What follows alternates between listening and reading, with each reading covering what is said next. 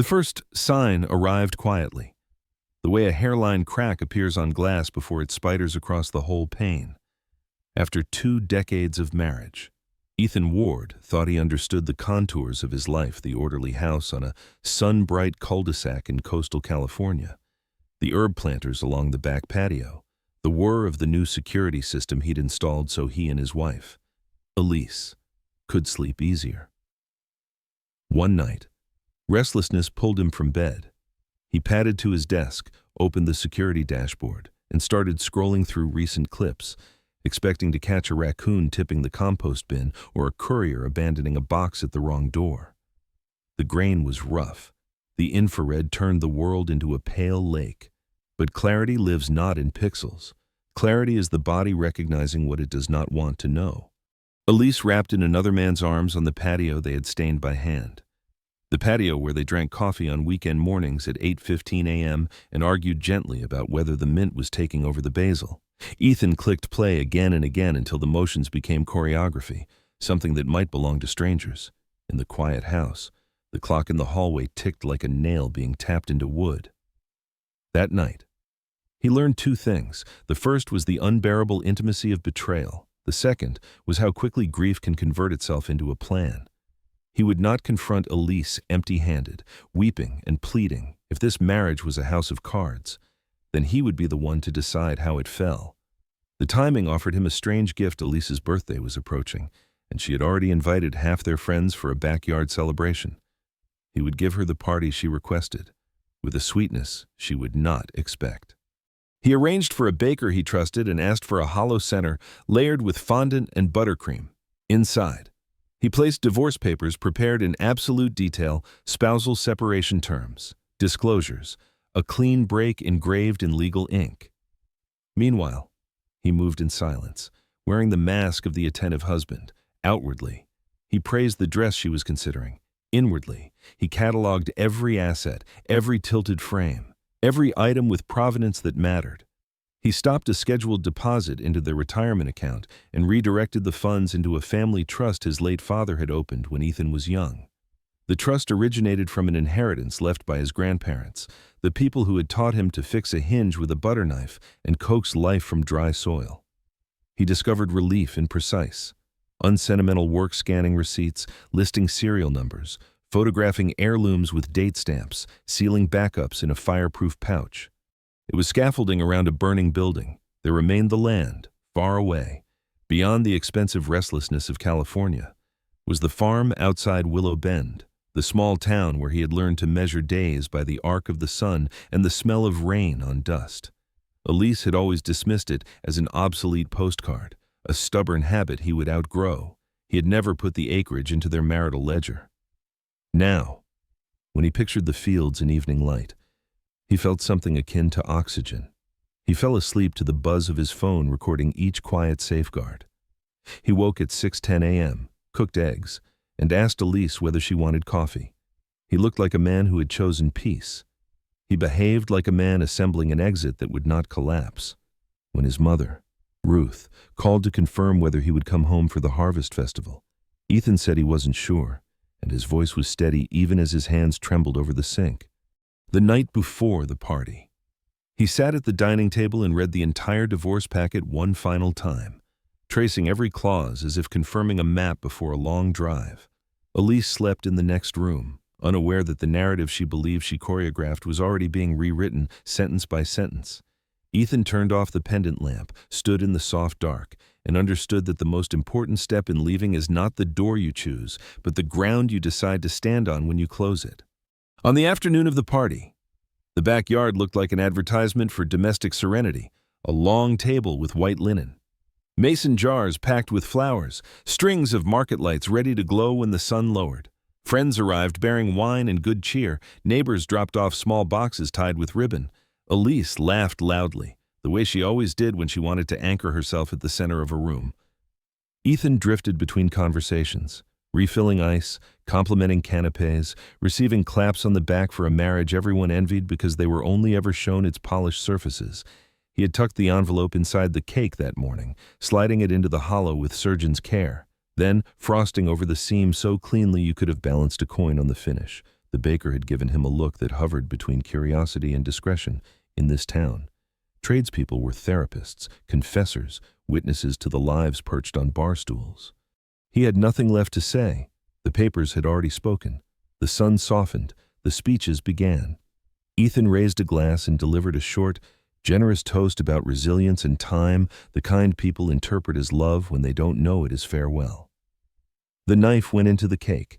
Elise performed delight when Ethan drew out the envelope and placed it on the dessert plate like a prize no one wanted. A quiet rippled outward, the kind that is louder than shouting. Some people looked away because intimacy exposed in daylight is indecent. Others watched because they had always suspected that perfection is a costume. Elise's smile fractured. The line of her mouth tried to hold, then failed. She opened the envelope. She read. The party became a tableau, forks idle in midair, the market lights flicking on one by one, a child letting go of a balloon that floated beyond the jacaranda leaves like a small punctuation mark. Ethan did not raise his voice. He did not itemize the patio footage. He allowed the truth to assemble itself in the minds of those present, then said what needed saying in calm, careful syllables. He ended with a wish for civility and a request for space. It is astonishing how quickly a crowd recalibrates. People filed out with murmured excuses. A few hugged Ethan in a way that confirmed what they had suspected and never asked. Two of Elise's friends, women who had shared yoga classes and gossip, tried to console her and then looked toward the gate as if it were a lifeboat. By 9:20 p.m., the yard was quiet, but for the soft thrum of the pool pump and the long shiver of the wind in the bougainvillea. After the last guest left, Elise tried to reconstruct the room with anger, then with denial, then with the kind of appeals that rest on soft memories. Ethan listened, said little, and walked inside to the office where a sealed banker's box waited on the floor. He lifted it to the trunk of his car as if hoisting his own future. The immediate aftermath was its own architecture. He slept in the guest room. He woke before dawn and went for long, steady walks so his body could teach his thoughts what forward motion felt like. He called a moving company that specialized in discretion and arranged pickup under an alias he and his father had used when hunting for tractor parts long ago. He spent quiet evenings inventorying, scattering his own history into packets that could travel. Along the way, he discovered how much of his life was arranged around Elise's preferences, the plates he never loved, the sectional he tolerated, the vacation photographs that had become postcards from someone else's itinerary. It is a solemn joy to realize how little you need. He reduced himself to essentials documents, clothes, tools, family photographs where the truth of a smile held. He visited a storage facility at 2:30 p.m. on a Tuesday, paid cash, and left with a code that felt like a small shield. He met with his attorney, confirmed the trust protections, and learned without gloating how much of the future he had quietly preserved while the present was falling apart. What a person does in the middle of a life is often the truest biography. Ethan drove to Willow Bend the following week to walk the boundaries of the farm and reacquaint himself with its slopes and shadows. He had not been back for more than a harvest weekend in years. The old farmhouse leaned a little. The porch stairs needed replacing, and the wind carried the smell of cut alfalfa and engine oil. He stood at the fence where he and his father had hammered staples when he was 11, then called his mother from the truck at 4:05 p.m. Ruth's voice contained the short, steady courage of people who have weathered storms with casseroles and lists. She wanted to comfort him, but she also wanted the truth. He told her enough without telling her everything. She didn't say Elise's name, which was its own mercy. In town, Ethan ran into people who still remembered the exact arrangement of his front teeth before the orthodontist corrected them. People who could recount his high school job unloading seed bags behind Miller's Hardware. They recognized the shape of hurt in his posture and respected it by keeping conversation on weather and yields. Small-town kindness is often the discipline of not pressing your ear to a closed door. On Saturday morning at 9:40 a.m., Ethan stopped at the farmer's market for coffee and peaches, and that is where he saw Maeve Carter again. She had been the best friend of his younger sister all through school, the girl who carried a bandage kit for other people's skinned knees, and then grew into a nurse whose competence made grief bearable for families tested by it. Time had not made her spectacular. It had made her real in a way the world rarely rewards. They spoke at length among tomatoes and sunflowers in the shade of an awning.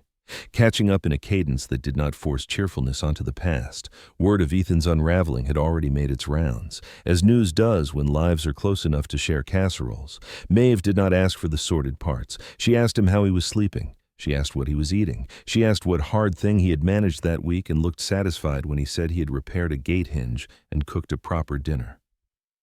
Their conversation ended with an uncomplicated promise: coffee next time, if they both felt like it.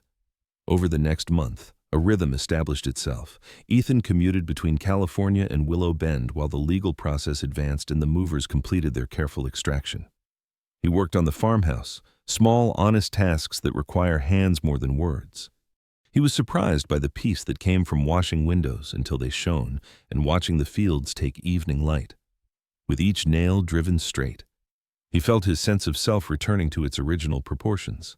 At night, he spoke with his mother. He also began hearing from people who had been part of the life he and Elise had performed. Reactions sorted themselves into patterns. Some stayed neutral out of habit or fear of choosing poorly. Some confessed quietly that they had long suspected infidelity but had not known how to tell him what he did not wish to hear. Others offered something rarer: specific memories of his kindness, offerings that proved his life had not been defined entirely by the marriage that had failed. Elise's adult daughters from her first marriage, Tessa, the elder, and Bryn, the younger, reached out, the way people do when a pillar they never examined suddenly collapses.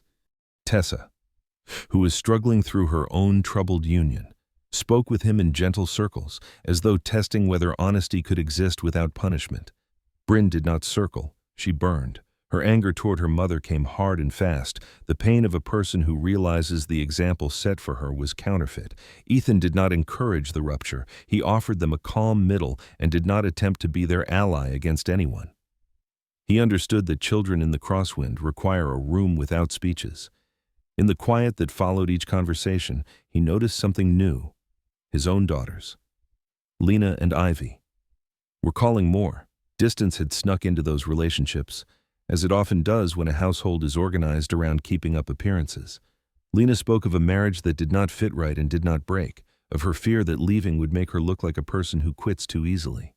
Ivy spoke with clear, bright independence about the boundaries she was drawing in her career. Ethan described his days in honest terms: a good meal cooked, a board planned true, a night slept through. He tried to offer them a version of fatherhood you can lean on, not one that tells you which way to lean. There is a point in certain transitions when momentum softens into a life. The movers finished. The attorney finalized documents that protected the trust and acknowledged the farmland as separate. Elise's attorney mucked briefly in threats and insinuations before accepting the architecture Ethan had built with meticulous care. The house in California became a place where he no longer lived in any spiritual sense. The storage unit near Willow Bend, stacked with labeled boxes, became the recognizable outline of home. He spent a week installing a new sink with the help of a neighbor who refused payment and accepted beer. He rebuilt the porch stairs because he could, learning angles with the same attention he had once used to align spreadsheets and tax records. It is possible to rebuild yourself by rebuilding a set of steps: rise, tread, repeat, by late afternoon each day. He sat on the newly solid porch and watched fields shift tone as if the land were exhaling in color. He was surprised by how often he laughed when Maeve visited.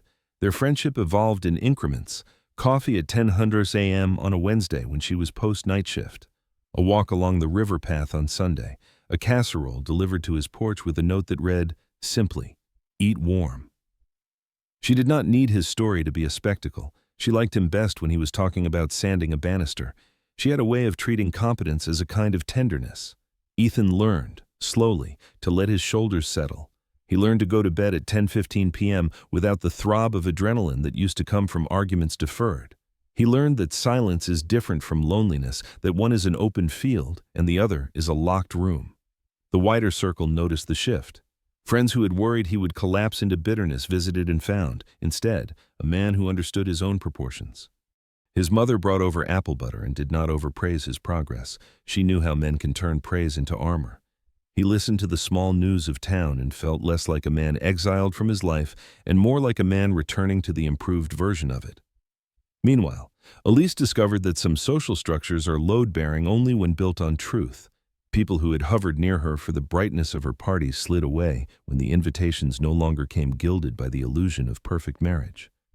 The person who had once moved through rooms as if the light were hers found that rooms remember who turns on the switch. Ethan did not exult in any of it.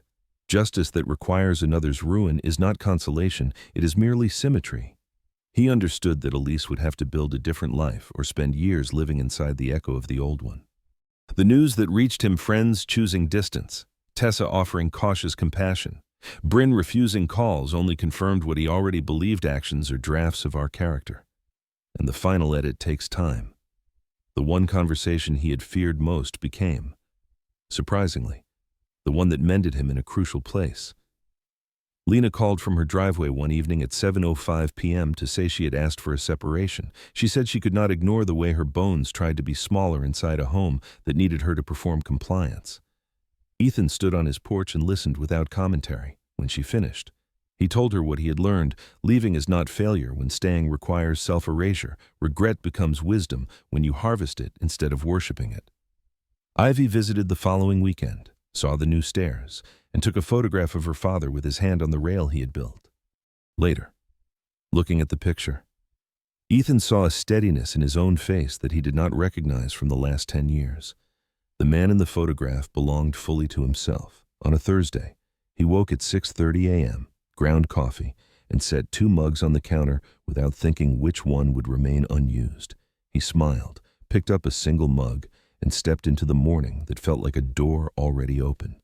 One afternoon, after trimming back a line of blackberry canes, Ethan sat on the porch with a legal pad and listed what he owned and what he owed. The old accounting habit turned into a ritual of clarity. Not a single item on the page belonged to the life he had built to be displayed. Each thing had a use or a memory you could trust. He repaired a leaking valve in the pump house and learned that satisfaction can arrive disguised as water running smooth through a pipe. He began to host small dinners, 2 neighbors at a time. Potluck. Conversation that did not require any one person to declare triumphs or tragedies for validation. Maeve came sometimes with chicken roasted with lemon and thyme, and he learned the pleasure of cleaning a kitchen with another person who believes order is not control but care. He found himself telling stories about his father not as monuments to loss, but as maps to character. Ruth watched him with a particular maternal quiet that holds both pride and a caution against hubris. She had seen men rise too quickly on the wings of praise and then falter when the wind shifted. She gave Ethan tasks instead of speeches, and he completed them gratefully.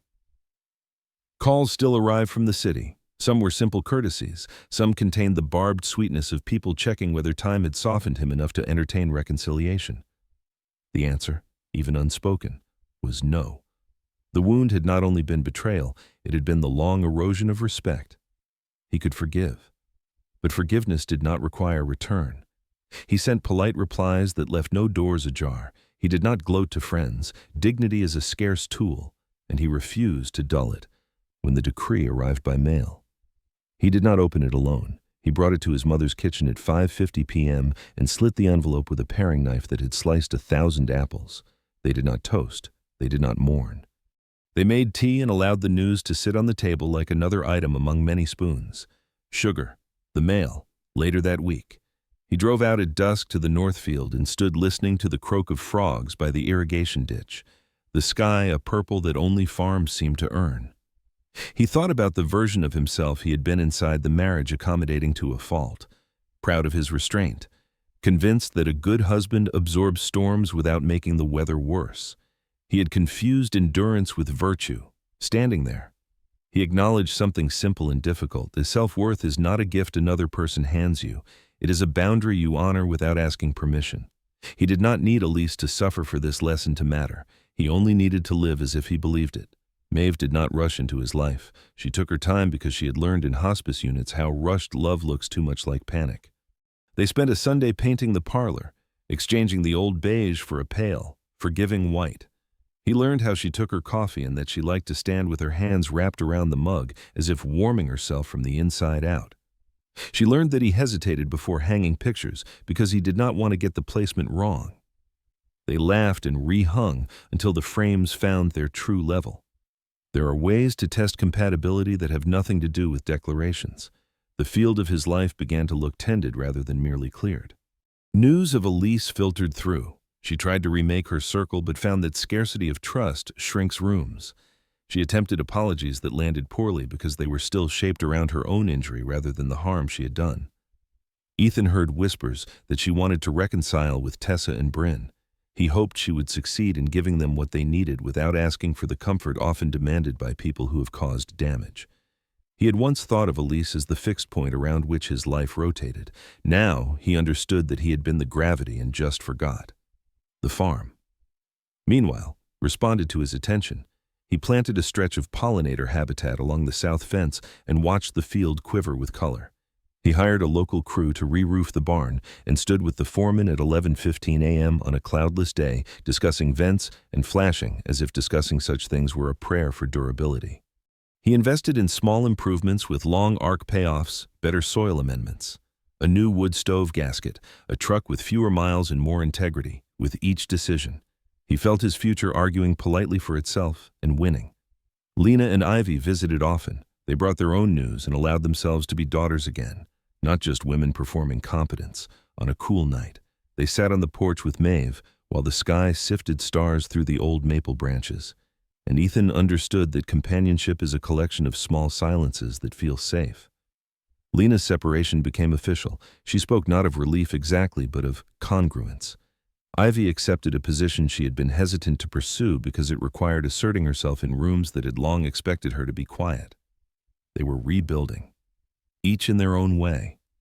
The conversation stayed rooted in daily acts of courage rather than promises about distant futures. Ethan woke one morning at 5:50 a.m. to fog curling along the field edges and recognized a life he would have chosen if he had been brave earlier. But courage, he realized, does not always show up on schedule. Sometimes it is late to the station, breathless and apologetic, and you climb aboard anyway. In town, he became a regular at the diner, a place where people lingered at the counter because the coffee was ordinary and the talk was better. He repaired shelves for the library on a Saturday workday and accepted thanks like a person who remembered being raised by a village. He fixed a neighbor's gate latch without being asked and found a bag of sweet corn on his porch the next morning. Maeve introduced him to colleagues who were rough around the edges and tender underneath. He met grief differently through them, not as a dramatic visitation, but as a long patience that teaches you to build around what cannot be replaced. He was surprised by how much humor lived in the same rooms as sorrow. He let both stay. When he spoke to Elise next, it was not in anger. It was to finalize a few practicalities and to wish her a steadier road. The call lasted 10 minutes. The last words were polite. Afterward, he sat on the porch and felt not triumph, not emptiness, but a quiet akin to floorboards after a party ends, the kind that invites sweeping and then sleep. He slept deeply that night, not as an escape, but as an agreement with the life he was making. Seasons turned the farm into a calendar of work and reward. He learned again the choreography of harvest, the specific ache of hands that have accomplished something convincing. He hosted a small gathering in late autumn, his mother, his daughters, 2 neighbors, Maeve. They ate stew at 600 p.m. around a table polished by use and laughed at a story Ruth told about Ethan at 8, stubborn as a fence post, refusing to come in from the rain. The farmhouse had become more than shelter. It was an instrument tuned to resonance rather than display. Alone in the evenings, Ethan sometimes walked to the north fence and thought about the version of himself he had left behind. He didn't despise that man. He thanked him for trying as hard as he had with the tools he understood. He forgave him for staying too long in rooms that offered no oxygen. The lesson he carried forward was neither bitterness nor triumph. It was a private promise to leave quickly when respect leaves, to return quickly when kindness knocks. People in town began to ask him for advice on irrigation systems and small claims paperwork. He helped because he knew how much it matters when someone takes 10 minutes to reduce the number of mysteries a day contains. He and Maeve learned the weight of each other's quieter fears and agreed to hold them without trying to fix what wasn't broken. They moved carefully, not out of caution, but out of respect for what they were both repairing. Ethan visited Tessa and Bryn separately when they asked. He did not provide absolution or testimony. He provided a kitchen stool, a glass of water, and a listening that did not intersect with their judgments of their mother. He had needed to disentangle himself from Elise. He would not let his new life become defined in opposition to her. Winter blew in and made honesty of the landscape. The trees stood there without ornament, declaring their shapes. He loved that plainness. On the first snow, he shoveled the porch steps he had built and felt a clean pride. Later, he sat with Maeve and watched a show neither of them cared about while their feet found each other under the blanket, and he realized how often safety feels unremarkable while it is happening. He wrote down a sentence in his notebook that night before bed at 10:05 p.m. Peace is not a performance. When the decree of final settlement arrived, postmarked and indifferent, he placed it in a folder and slid it into a drawer rather than into a frame. He did not need ceremony to mark the end. His days were ceremony enough. On the anniversary of the party that had broken one life and started another, he drove to the river at dusk, stood at the overlook, and let the wind undo his hair. He thought of Elise without anger, of the patio without grief, of the man who had lifted a banker's box into a trunk and chosen himself. Some choices are dramatic. Some are 1,000 routine acts of maintenance toward the person you would like to be. He drove home with the windows cracked, the cold admitting itself around his ears, and felt the satisfaction of a lock turning in a door that fits.